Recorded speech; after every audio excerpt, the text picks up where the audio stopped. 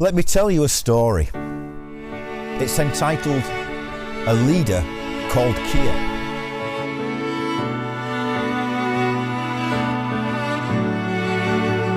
James Keir Hardie broke the mould when he stood as the first ever independent Labour candidate in the Mid-Lanark by-election of 1888. It was a move that led to the formation of the Labour Party. He became the first ever Labour MP and the first Labour leader.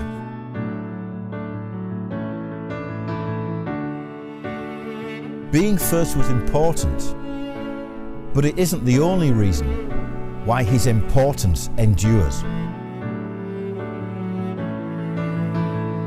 I'm in Cumnock. The house behind me is Loch Norris, where Keir Hardie lived and worked for most of his life. He died in 1915, not living to see most of the things he fought for becoming a reality.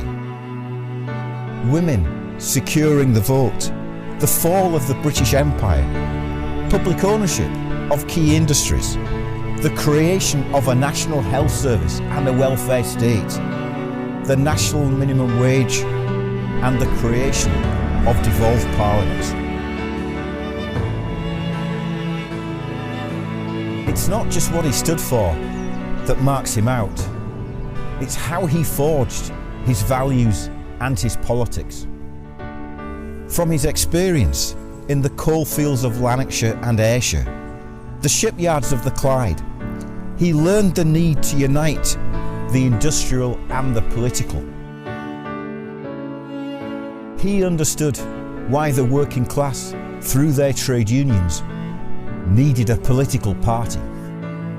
We defend that link today, not to look wistfully backwards, but because it endures as an essential, a practical way to represent our class in the same way that the Tories represent theirs.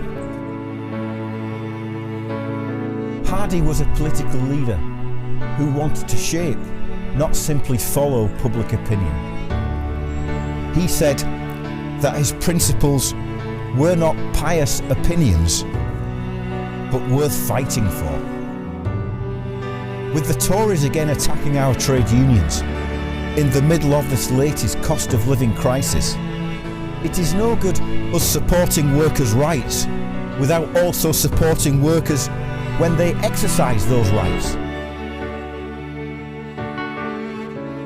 Neither nationalist nor unionist, James Keir Hardie was a socialist, grounded by integrity, not by geography.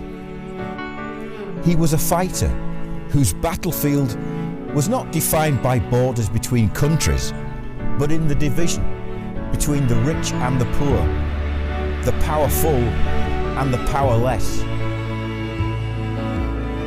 Transformational change comes when politics is pulled up by its roots. History is written around turning points. Hardie's decision to stand in that Mid-Lanark by-election over 130 years ago changed the shape of our politics, and there is so much still to change. Let me leave the final word to Keir Hardie.